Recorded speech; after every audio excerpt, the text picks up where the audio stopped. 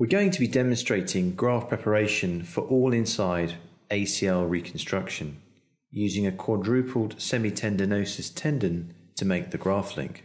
As you can see, the graft measures 27 centimeters in length, and this can be quadrupled, and with a 27 centimeter graft, this gives between 65 and 70 millimeters in length for the graft link. The ACL tight ropes are loaded onto the graft preparation station, such that all graft preparation can be carried out without an assistant.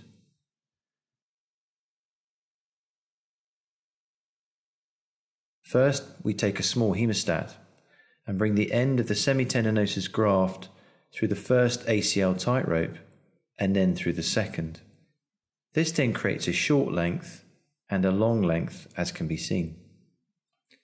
The longer end is then brought back through both ACL tight ropes to create a quadrupled graft with two free ends.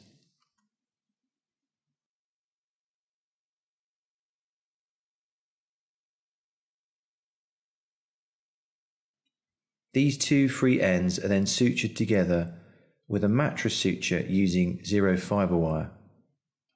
In isolation, the pull-out strength of this knot is not great, but once it's been incorporated into the graft link, we've tested the pull-out strength and the construct fails at approximately 80 newtons. This means that the graft can be manipulated and gentle tensioning carried out without concern the knot will fail. The knot at this stage is on the outer loop of the graft link. This can then be manipulated onto the inner loop by simply inverting both ends of the graft, as can be seen. The graft is essentially turned inside out. As you can see, the knot is sitting on the inner loop. Care is taken not to put too much tension through the graft at this stage. The graft is then sutured in the standard way with zero fibre wire.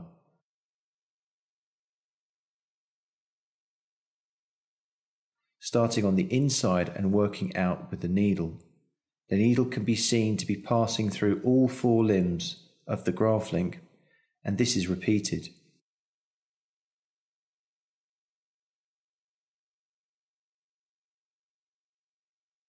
We then pass the suture 3 to 4 times around the graft.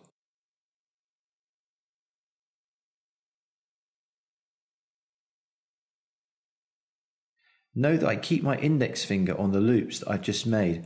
By doing this, they don't unravel and tension is maintained.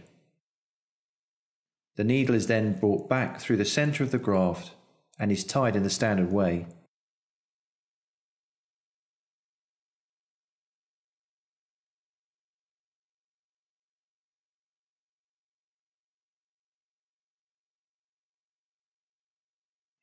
To bury the knot, we then cut the short end and take the needle out through the graft link to bury the knot. Now the graft has been secured and we can start to apply tension. To finish graft preparation, the zero fibre wire is used once more at the other end of the graft, again starting on the inside and coming out and then going back through all four limbs.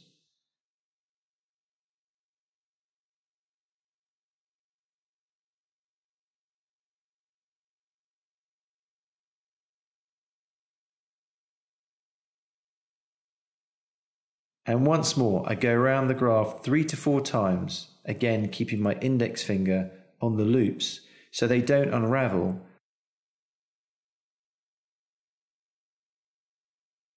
And bring the needle through centrally and finally tie.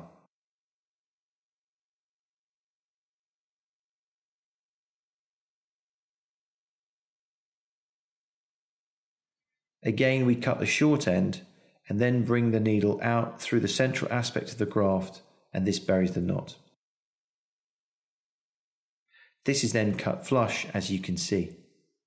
So our graft is now prepared, and you can see here it is measuring 68 millimeters, which is very typical and more than adequate for the all-inside reconstruction.